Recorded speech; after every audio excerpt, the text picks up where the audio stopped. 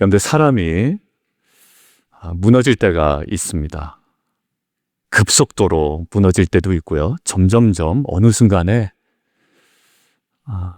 한 걸음 한 걸음 걸어가는 걸음이 조금씩 약해지고 또 그 안에 힘이 조금씩 떨어지면서 어느 순간에는 가지고 있었던 모습조차도 다 상실해버리고 잃어버리며 그 신앙이라는 그 이름 자체도 다 잃어버리는 경우도 있습니다.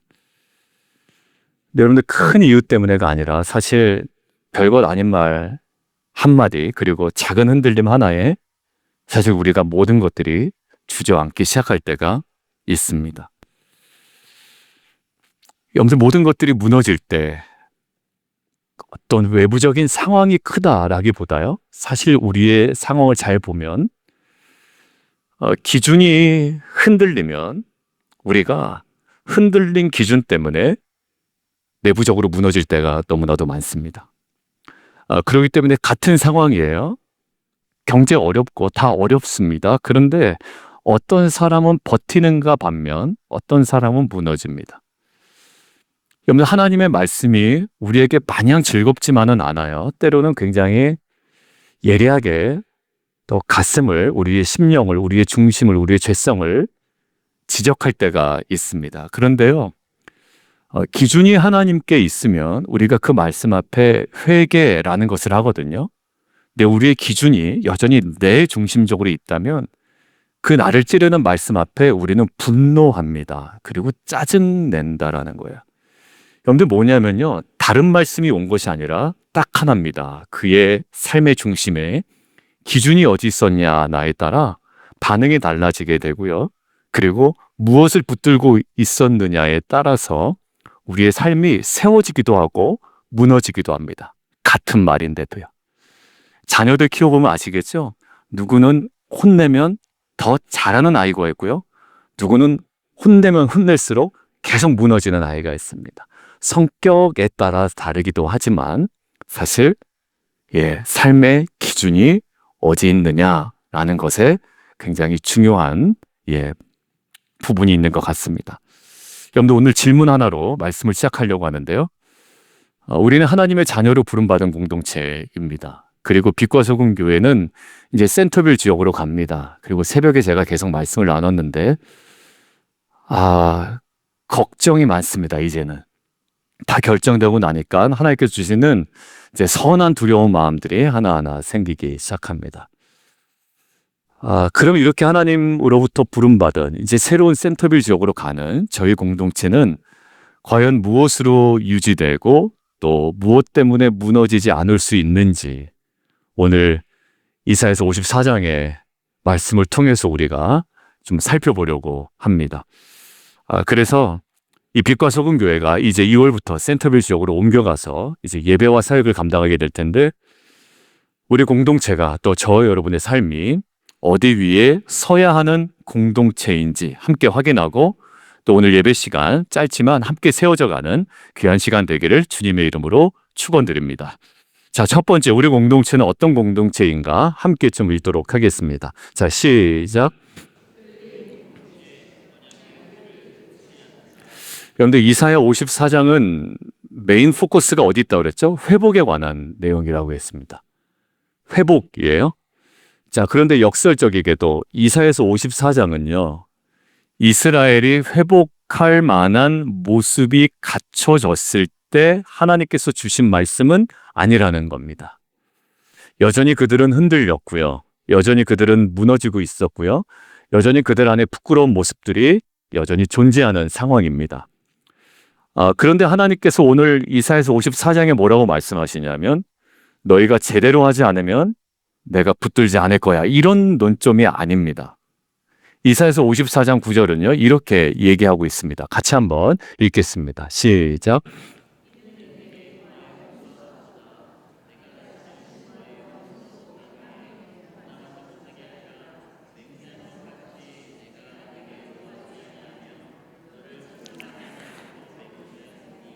그런데 저기 보면 내가 다시는 이라고 있죠. 하나님의 결심을 나타내는 거예요. 여러분들 이스라엘 민족들이 딱 떠오르는 언약이 몇 가지가 있거든요. 근데 누구의 언약이 제일 먼저 생각날 거야? 아브라함의 언약 생각날 겁니다. 모세와 맺은 언약도 생각이 날 거예요. 그 다음에 또 우리가 잘 알고 있는 너무나도 좋아하는 이스라엘 백성들이 너무나도 좋아하는 다윗과 맺은 언약도 있을 겁니다. 여러분들 우리가 아브라함의 언약, 모세의 언약, 다윗의 언약 너무나도 잘 알고 있고요. 예, 그거는 설명하지 않아도 우리가 대번에 생각이 납니다. 근데 유독 잘 보세요. 지금 회복할 가능성이 전혀 보이지 않는 공동체를 향하여 회복을 말씀하실 때 지금 누구의 언약을 갑자기 소환하고 있습니까? 예, 노아의 언약을 소환하고 있단 말이에요.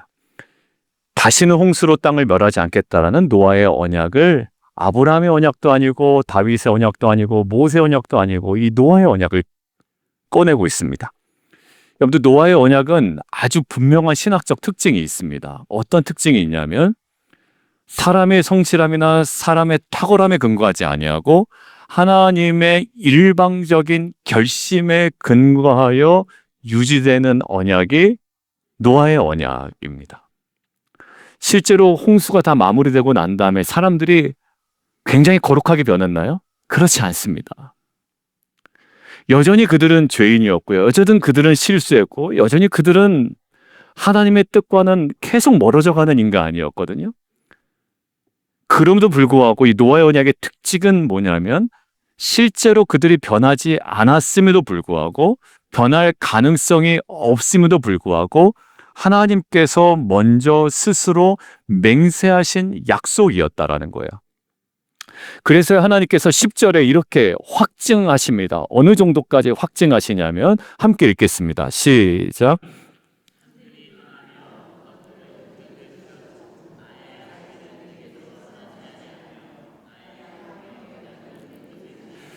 여러분들 오늘 말씀을 통해서 우리가 확인할 수 있는 것이 무엇이 있냐면 여러분들 공동체가 무너지지 않는 이유가 있다면 가장 우선된 이유는 뭐라고 성경은 이야기합니까? 하나님께서 언약으로 먼저 붙드셨기 때문에 무너지지 않는다라는 거예요. 저와 여러분의 가정이 위기 가운데 있더라도 그래도 무너지지 않는 이유는 우리 교회 공동체도 알게 모르게 여러 가지 문제가 많이 있거든요. 드러난 문제, 드러나지 않은 문제, 감춰진 것들. 그렇지만 그럼에도 불구하고 우리 교회가 무너지지 않는 이유는 뭘까요? 하나님께서 우리 공동체를 언약으로 먼저 붙들고 계시기 때문인 줄 믿습니다. 여러분들 성경은 오늘 얘기하는 거예요. 산들이 떠날 수 있다. 그리고 언덕도 흔들리고 옮겨질 수 있다라는 거예요. 그런데 뭐라고 말씀하세요? 그럼에도 불구하고 난리가 나도 불구하고 내 자비는 떠나지 않는다. 나의 화평의 언약은 흔들리지 않는다라고 하나님이 노아의 언약을 의도적으로 소환하셔서 이것들을 이스라엘 백성에게 그리고 저와 여러분에게 지금 확증하고 계시는 겁니다. 여러분들 사도 바울도요. 로마서에서 동일한 관점으로 이것들을 이야기하고 있는데 사도 바울은 너무나도 잘 알고 있었습니다. 우리가 예수 그리스도를 믿지만 너무나도 흔들리기 쉬운 존재라는 것을 사도 바울은 너무나도 잘 알고 있었고요. 그것이 7장에 자신의 실존에 대한 고백으로 나타났고 8장에도 여전히 그것들이 나타납니다.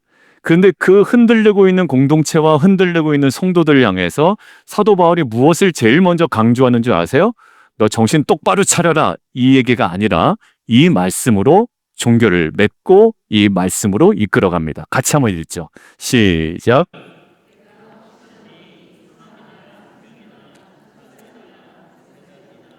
현재 일이나 장래 일이나 능력이나 높음이나 기품이나 다른 어떤 피조물이라도 우리를 우리 주 그리스도 예수 안에 있는 하나님의 사랑에서 끊을 수 없으리라. 바울이 지금 무엇을 다 나열하냐면 사망, 생명, 천사, 권세자들, 현재일이나 장래일이나 능력이나 높음이나 기쁨이나 다른 어떤 피조물이라도 여러 가지 상황들, 변동, 흔들림, 여러 가지 많은 요소들, 조건들이 있잖아요. 그런데 결론은 딱 하나라는 거예요.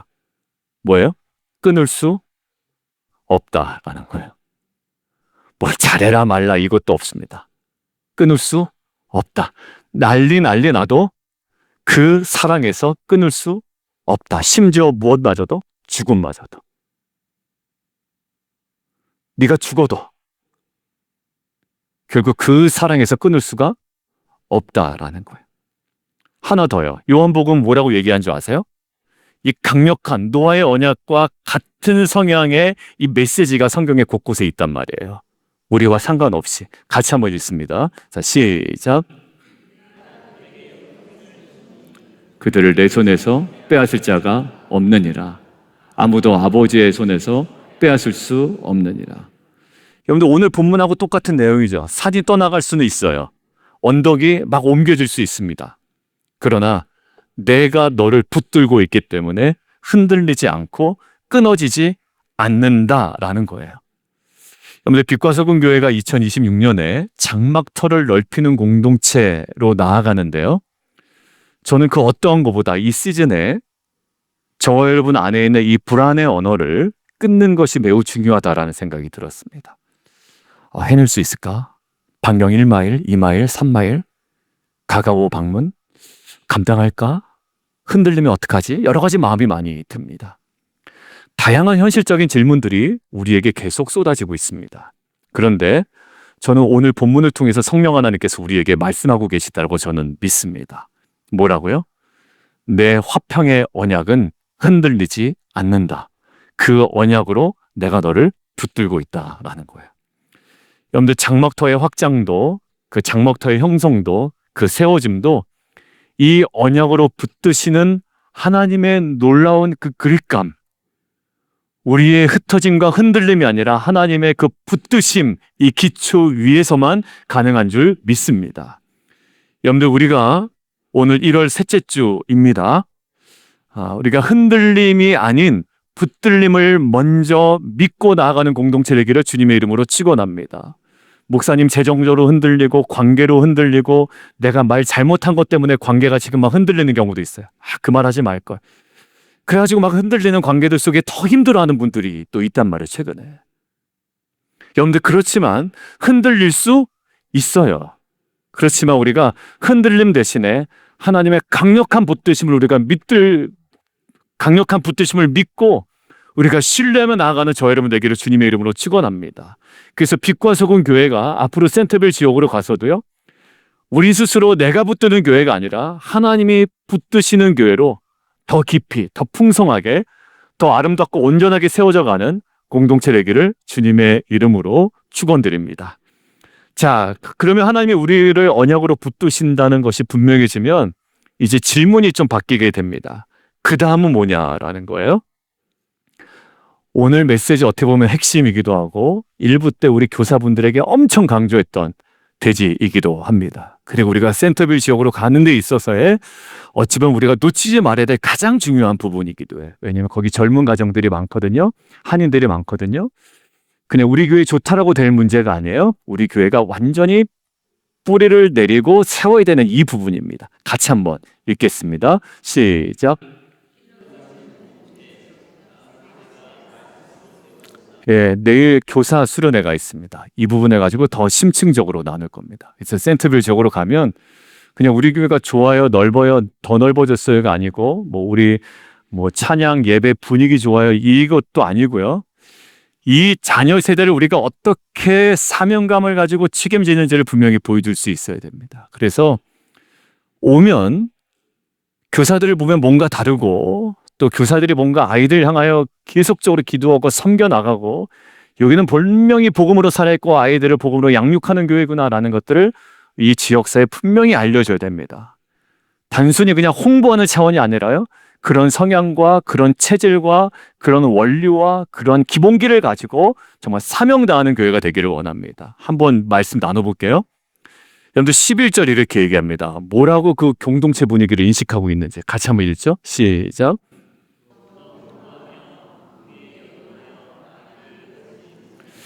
하나님은 공동체를 절대 미화하지 않으신다라는 거예요. 여러분들 우리는 미화하는 걸 좋잖아요. 그러니까 내가 당하는 어려움도 미화합니다. 하나님의 뜻을 다 갖다가. 하나님이 그것을 나를 어떻게 인식하는지에 대한 관심이 없고 미화하는데 우리가 많이 있어요. 근데 하나님 공동체를 미화하지 않으세요. 저희 교회도 예전 공동체 보면 우리 교회 문제가 없습니다. 이민교회 문제 많은데 우리 교회 문제 없습니다. 항상 그렇게 얘기하셨거든요. 근데 문제 많았습니다. 아픔도 많았고요. 우리 교회도 문제가 있죠. 그리고 질서가 무너지는 곳도 있습니다. 체계를 흔드는 요소들도 있습니다.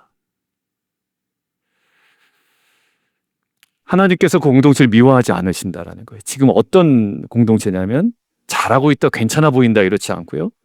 있는 그대로 부르십니다. 곤고하다. 성도들 중에 예배단 나오고 그러지만 그 공고함 때문에 오히려 더 뭔가를 하려는 것이 있습니다. 토요일 날 어제 우리 성도님 한 분이 연락이 왔었더랬죠. 목사님 갑자기 다 믿어지더라는 거예요. 근데 그분이 이해하더라고요.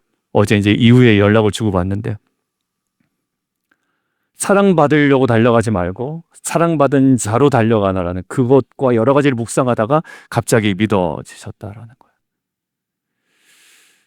사랑받으려고 달려가는 것이 아니라 지금 공고한 상황이면 우리가 회복돼야 되는 지점이 있잖아요. 공동체의 흔들림을 부정하지 않으세요. 하나님은 우리 공동체의 여러 가지 부족한 부분들을 너무나도 잘 알고 계실 겁니다. 그리고 저는 우리 공동체의 부족한 부분들, 또 저의 부족한 부분들을 새벽마다 기도합니다. 하나님, 부족합니다. 어제도 토요일 새벽 예배 때 괜히 나오신 분들 데리고 안 나오신 분들한테 얘기해야 되는데 나오신 분들 데리고 얘기한 거 또 여기서 한참 기도하다가 하나님 또 이렇게 제가 실수했습니다. 부족한 부분들이 많아요.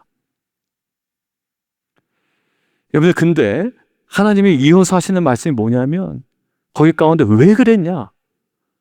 그 말 하지 말지. 근데 갑자기 11절에 무슨 얘기 하시냐면 보석 얘기를 하세요.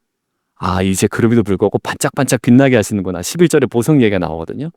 근데 보석 얘기의 핵심은 반짝반짝과 화려함이 목적이 아니고요. 이게 바로 목적이더라고요. 같이 한번 읽겠습니다. 시작.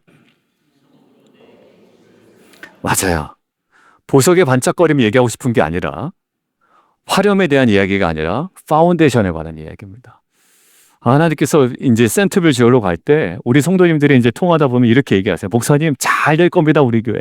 저도 믿어요. 잘 될 것 같아요. 근데 잘 될 것 같은 기본보다 더 중요한 건 하나님께서 뭐라고 얘기하시면 체계와 질서 속에 기본으로 정확하게 돌아가라는 이야기를 주십니다. 그래서 이 두 번째 대지는 저한테 굉장히 강력한 도전이었어요. 이제 그 다음 세대들, 우리 유스그룹 칠드런, 또 우리 한돌, EM, 사역자들하고 계속 만나서 기도하며 이야기 나눌 겁니다. 다음 세대를 어떻게 말씀으로 세워나갈 것인지. 여러분들 이 말씀 뭐냐면 무너진 공동체 다시 세우겠다라는 거예요. 센터빌 지역으로 가는 것들이 잘하고 있는 교회가 더 잘하는 교회가 아니라요. 우리 교회는 다시 처음부터 리셋되는 겁니다. 다시 기본으로 돌아가는 거죠. 다시 세우겠다라는 거예요. 여러분들 그 핵심이 13절에 있습니다. 제가 왜 자녀들에 대한 마음을 갖게 되는지 13절 함께 보겠습니다. 시작.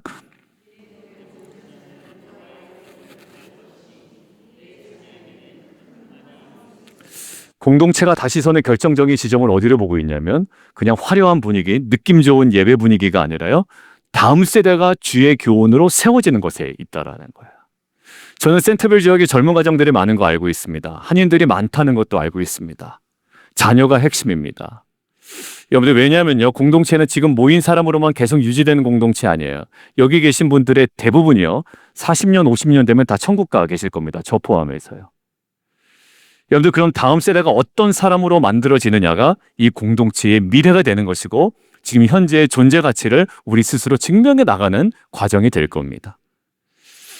여러분들 계속 센터빌로 이주하면서 새벽에 계속 기도하는 제목이 뭘까요? 하나님, 사람의 계산과 가능성이 아니라 구속사가 흐르는 생명의 땅으로 바라보게 하여 주옵소서. 이거 계속 기도하죠. 그 두 번째 뭡니까? 하나님 그 영혼을 우리가 기도로 먼저 품게 하여 주옵소서. 그리고 세워져야 될 사람들이 누군지, 그리고 깨어진 가정들 중에 회복돼야 되는 가정이 어디인지, 그리고 마지막 기도 제목이 뭐였죠? 하나님, 다음 세대를 세우는 교회 되게 해주십시오. 센터빌 지역에 가서 더더욱 더 다음 세대를 세우는 이것 꼭 관련 없는 기도였는데 그 기도 제목이 생각나게 하시는 거예요. 여러분들 결국요. 오늘 본문이 에스라와 느헤미야 시대 때도 동일하게 있었습니다. 여러분들 그때 다 무너졌거든요. 여러분들 기초가 다 무너졌습니다. 지금 마음 들 곳이 없는 거예요. 에스라와 느헤미야 시대 때 기억나시죠? 여러분들 포로에서 돌아왔지만 아무것도 터전이 조성되지 않는 겁니다. 여러분들 그때 에스라가 심혈을 기울여서 했던 것이 뭔지 아세요? 같이 한번 읽습니다. 시작.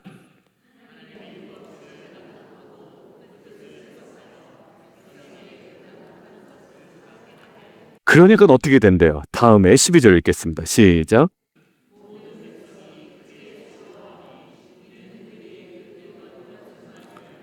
자, 여기 순서 보세요. 읽고 뜻을 풀어주고 깨닫게 되니까 뭐가 옵니까? 그때서야 기쁨이 옵니다. 여러분들, 평강과 기쁨은요, 억지로 만들어내는 감정이 될 수가 없어요. 말씀을 밝히 알아감을 통해 흘러나온 결과인 줄 믿습니다. 여러분들, 이사야서 54장 13절도 똑같은 거예요. 다시 한번 보세요. 내 모든 자녀는 먼저 뭐예요? 큰 평안이 있을 것이다가 아니라 여호와의 교훈을 받을 것이고 그에 대한 결과로 큰 평안이 있을 것이라는 거예요. 여러분들, 상황은 어려운데요, 우리 사랑하는 성도님들 참 감사한 게 신앙이 성장했다고 느껴질 때가 있습니다. 뭐냐면 지금 너무 어려워요. 그리고 간절히 기도하는 제목이 아직 응답되지 않았거든요.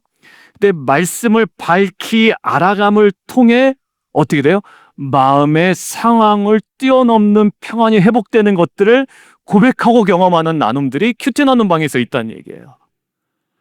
사람들은 얘기하죠. 야, 너 불안하지 않냐? 계속 흔듭니다. 너 그렇게 살다가 경제적으로 어려워. 돈 붙잡아야지, 가능성 붙잡아야지 얘기합니다. 그런데 오히려 말씀을 밝히 알아감을 통해 그 모든 외적인 혼란과 흔들림이 있지요. 그러나 그 말씀을 밝히 알아감을 통해 임하는 무엇을 경험해요?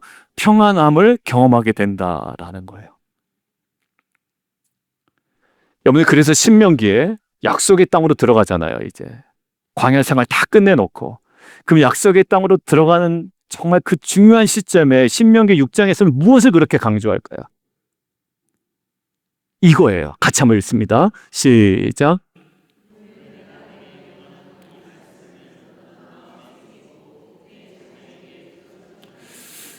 자녀를 그냥 교회에 사역하도록 해라, 이거 아니에요. 여러분들, 우리 교회는요, 자녀를 사역의 현장 가운데 세우고 선교 보내고 이거는 나중 문제고요. 나중 문제고요. 이 말씀이 정말 이들을 움직이고 있는가, 큐티 할 때 이 아이들이 정말 이것들을 승리의 말씀을 받아들이고 있는가, 이따가 결단 찬양하는 것처럼 정말 말씀 앞에 두려워 벌벌벌 떠는, 이것들 우리가 훈련시키는 거예요.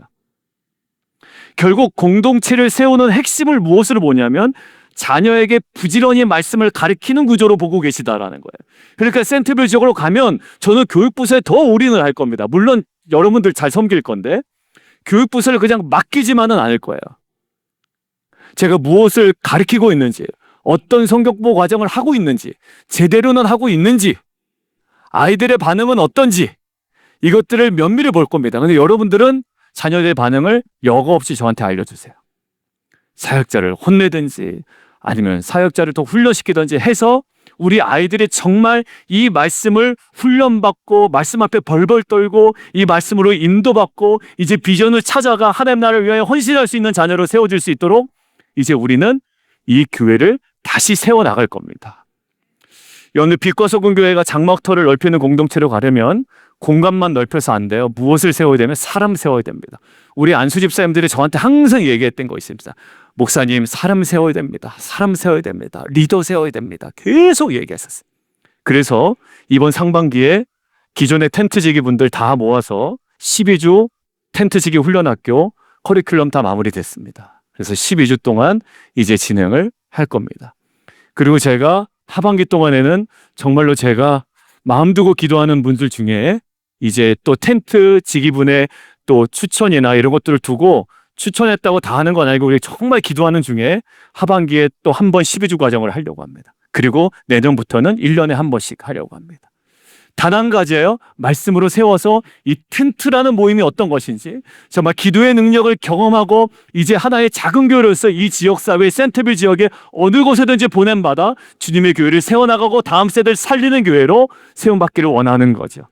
여러분들 다 한 분 한 분들 부르심을 입은 자들인 줄 믿습니다. 그래서요, 우린 이렇게 기도하며 세워나가야 됩니다. 우리 자녀들의 주일 예배가 그냥 참석으로 끝나지 않도록, 말씀과 훈련이 그냥 프로그램으로 끝나지 않도록 그리고 가정에서 신앙이 말로만 남지 않도록 토요일 새벽 예배 제가 챗 GPT를 돌려서라도 끌고 나오세요. 목사님, 그래도 우리 아이들 싫어합니다. 싫어해도 끌고 나오세요. 그리고요, 그 부모한테 순종하는 것, 뭔가 모르지만 새벽에 나와서 기도하는 훈련 계속 해 나가는 겁니다.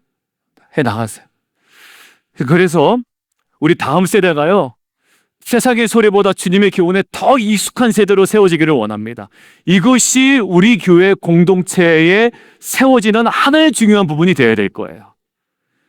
그리하여 내 모든 자녀는 여호와의 교훈을 받을 것이니 내 자녀에게는 큰 평강이 있을 거다라는 이 약속이 특별히 우리 교회 성도님들 각 가정 가운데, 특별히 자녀들 가운데 실제로 성취되기를 주님의 이름으로 축원드립니다. 한돌 다 데리고 나오세요. 토요일날 제가 다 얘기해요. 한돌도 깨워서. 여러분들 죄송합니다. 저희는 그렇게 했어요. 남들이 왜 이렇게까지 하냐 그러는데 저희는 막 깨워가지고 나왔어요. 들쳐업고 나오고요. 막 우는데도 막 나왔어요. 그래서 애들이 잘 됐냐? 모르겠어요. 아직 첫째는 아직 직장도 구하고 있고요. 직장도 없어요. 네, 기도 제목이에요. 그렇지만 그걸 떠나서요, 요즘에 자신의 직장을 얻는 문제를 가지고 쓰레기에 나와서 슬그머니 나와서 앞에서 기도하고 있더라고요. 여러분들 지금 다른 집 성도님들에 비하면 월급도 못 받는 아이예요. 그런데 한 가지 분명한 것은 그 어려울 때 무릎 꿇을 수 있는 자녀, 그것만으로 저는 그냥 감사한 거예요.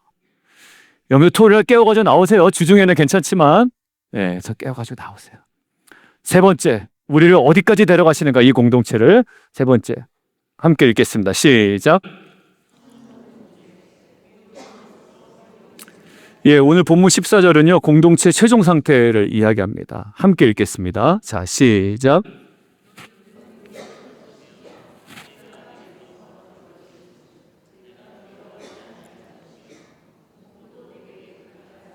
핵심 단어 저는 딱 두 개라고 봅니다. 줄 서놨는데요. 공의로 설 것이다. 그래서 두려워하지 아니할 것이다. 그러니까 두려워하지 않게는 근거를 어디에 두고 있습니까? 공의에 두고 있어요. 여러분들, 저 공의는 뭘까요? 그냥 도덕적인 의로움이 아니라 지금 이사야서 54장은 무엇을 배경으로 하고 있다? 이사야서 53장을 배경으로 하고 있다. 자, 그러면 저 공의를 이루신 사건이 어디 나타난 거예요? 이사야서 53장에 나타났죠. 누가요? 예수 그리스도가. 이런 장면이 나타납니다. 함께 읽겠습니다. 시작. 그리고요, 11절 시작.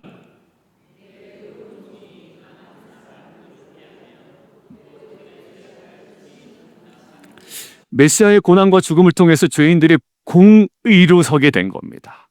공의롭게 설 수 있게 되는 거예요. 어제 우리가 큐티 묵상할 때 가장 핵심적인 질문 두 번째 뭐였죠? 왜 예수님은 침례 요한에게 굳이 침례를 받으셔야만 했는가?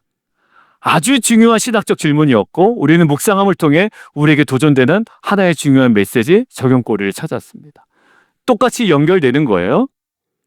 여러분들, 결국 14절에 공의로 선다라는 것은요, 윤리적 훈계가 아니라 복음 선언인 거예요. 하나님이 우리를 그리스도의 의로 세워주시면 우리에게 두려움은 생길 수 있겠죠, 상황 때문에. 그렇지만 두려움이 우리를 온전히 지배하지는 못하는 줄 믿습니다. 무엇 때문에? 그 공의 때문에 그렇습니다. 그런 의미에서 두려움은요, 사라질 거냐 남아있을 거냐, 존재하냐 없냐, 이런 문제가 아니라요, 두려움의 권세가 우리 앞에 힘을 잃고 그 권세가 꺾이느냐에 있습니다. 그런데 언제 꺾인다고요? 우리가 공의 위에 서 있을 때, 그 십자가의 은혜가 우리로 하여금 모든 두려움을, 우리 인생 앞에 힘을 잃게 하는 능력이 된단 말이죠. 그래서 두려워하지 않게 된단 말이에요. 두려움이 없는 것이 아니라 그 십자가의 공의가 우리로 하여금 두려움의 권세가 힘을 쓰지 못하도록 우리를 세우는 능력이 있는 줄 믿습니다. 여러분들, 다니엘이 그러했거든요. 한번 읽어볼게요. 다니엘은 저라면 죽어요, 이제. 사자굴에 던진다고 그랬거든요. 사형 집행한다고 그랬습니다. 근데 다니엘이 이렇습니다. 같이 한번 읽겠습니다. 시작.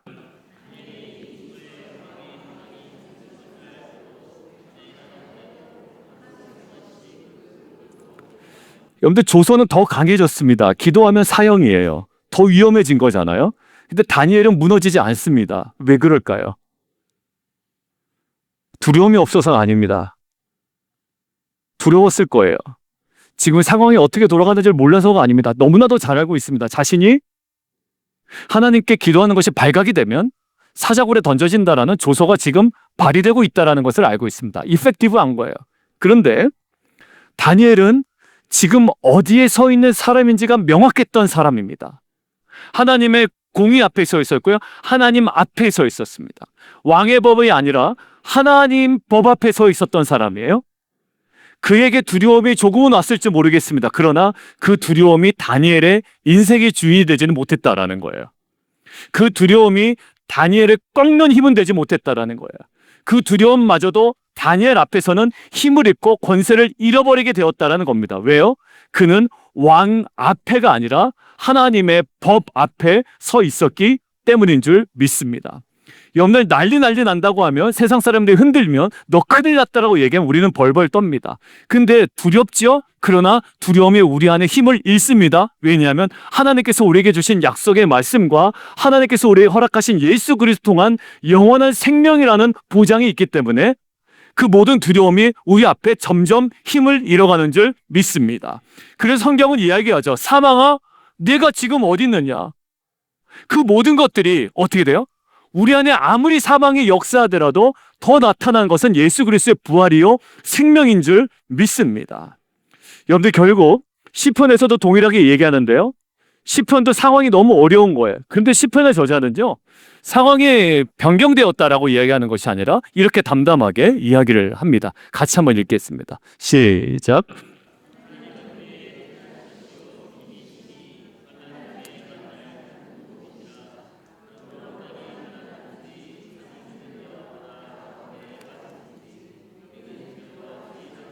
예, 땅이 변합니다. 그리고 산도 흔들립니다.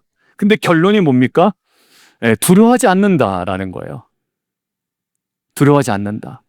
목사님, 큰일 났습니다. 큰일 났습니다. 이렇게 해서 지금 저쪽 난리가 났습니다. 마음이 좀 안 좋죠. 그렇구나.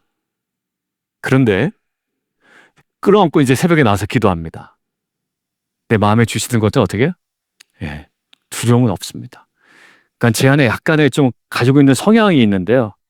고민을 조금 하다가 고민을 좀 덜 하는 성향이 있어요. 집에서도 알겠지만 그냥 저는 한 10K 정도 뛰고 오잖아요. 그럼 이제 또 다시 리셋이 됩니다. 그럴 수 있지 뭐. 그냥 이렇게 되는 성향을 갖고 있어요. 근데 성향의 문제가 아니라요. 결국 어떤 거냐면 조금 신경을 쓰다가도 하나님은 뭐예요? 우리의 뭐다? 피난처이시다. 우리 교회 아무리 흔들려도 어떻게 됩니까? 주님이 우리 교회 머리 되신다. 내가 하나님 앞에 깨끗하고 정직하고 거룩하기만 한다면 하나님께서 우리 교회 뭐 한다? 지켜주신다. 사명 감당하게 하신다라는 거예요. 지금 내가 서 있는 자리가 어디인지가 굉장히 중요합니다. 두려움은 계속 우리에게 얘기하는 거지. 너 자격 있냐? 이번엔 무너질 거다. 야, 지금 상황이 이렇게 돌아가는데 그거 보고 있겠냐? 뭐 온갖 두려움이 우리 가운데 계속 질문 던지고 이야기합니다. 근데 오늘 본문은 다른 길을 우리에게 보여줍니다. 두려움과 씨름하기 전에 지금 내가 어디 서 있는지부터 확인하라는 겁니다. 너 자격 있어? 이럴 때 뭐라고 얘기해요? 없지.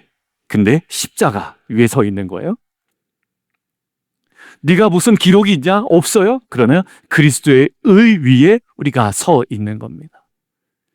여러분들 대단한 우리의 영적 자신감과 두려움을 이기는 능력이 어디서 나와요? 바로 그 자리에 서 있을 때 우리 안에 회복되는 줄 믿습니다.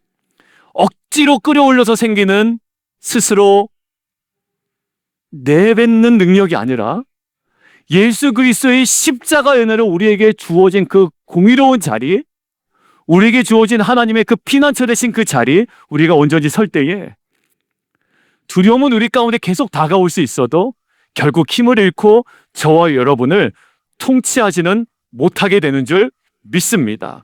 여러분, 빛과 소금 교회가 2026년 장막을 넓히는 공동체로 나아가는데요. 그때 우리에게 주시는 메시지는 바로 이겁니다. 너희는 공의 위에 서 있어야 된다라는 거예요.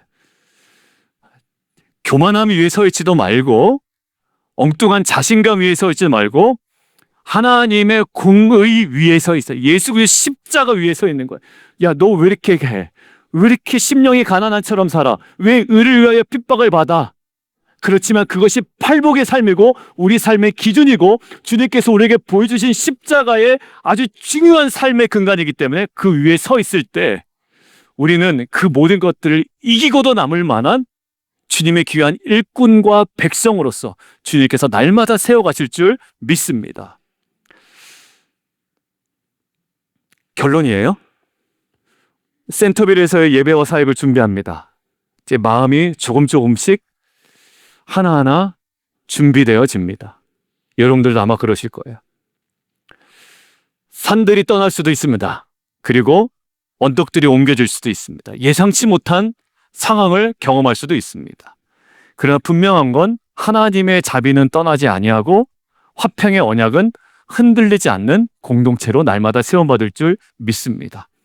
이 언약 위에서 주의 교훈과 말씀으로 다음 세대와 교회 기초를 다시 한번 세워나가고 십자가의 공의로 두려움의 권세를 이겨나가며 지역사회에 보내주신 그 한복판에서 하나님께서 맡겨주신 그 사명 정말 멋지게 감당하는 저와 여러분 되기를 주님의 이름으로 축원드립니다.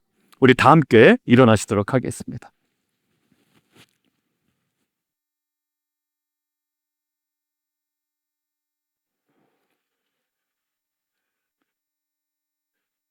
오늘 우리 김민 목사님이 앞에 했던 찬양인데요. 말씀 앞에서라는 찬양입니다. 위태위태합니다. 여러분들 제가 성도님들 연락이 오잖아요. 아까 지난주에 얘기했던 우리 막내 전화 오면은 또 다쳤나 이런 마음이 들죠. 성도님들 전화 오면 제 마음은 콩당콩당 됩니다. 뭐 문제 있나? 어렵나? 반은 어려움이고요. 반은 즐거운 소식이에요. 여러분들 다양한 어려움들이 있고 다양한 문제들이 있고 예민한 상황들이 있습니다. 그런데 그래도 불구하고 빛과 소용이가 무너지지 않는 경우는요, 저와 여러분이 탁월해서가 아니라 오늘 본문에 근거하면 하나님이 우리를 은혜로 붙들고 계시기 때문에 그렇습니다. 교만하다간 큰일 납니다. 정말 하나님께서 말씀하신데 교만하다간 큰일 납니다. 새벽에 얘기했던 그 한국의 N교회의 P 목사님, 그리고 지금 기독교 작가로 있는 미국의 그 작가, 8년 동안에 기혼자와의 불륜을 고백하고 이제 모든 사역을 내려놨던 그분,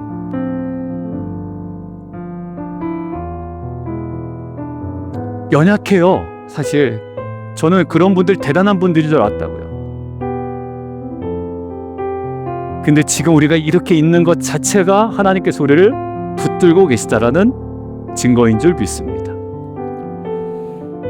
다시 한번 점검해 보기를 원해요. 우리가 언약 가운데 서 있는지, 아니면 자존심 가운데 서 있는지, 말씀 위에 서 있는지, 그리스도 위에 서 있는지. 우리가 오늘 부를 찬양은 말씀 위에 다시 서겠습니다라는 찬양입니다. 말씀 앞에서 경외함으로 주께 홀로 섭니다. 그래서 찬양의 가사가 그냥 지나갈 수 있는데요, 그 찬양의 가사 가운데 우리의 온 삶을 집중하여 드렸으면 좋겠습니다. 뭐냐면 하나님 말씀에 두려워 떠는 자, 정말 하나님 말씀 앞에 벌벌벌 떠는 자, 그리고 우리의 인생을 거는 자, 그리고 주의 약속을 믿고 일어서는 공동체와 가정 되게 하여 주옵소서. 이런 고백으로 함께 좀 찬양하며 나아갔으면 좋겠습니다.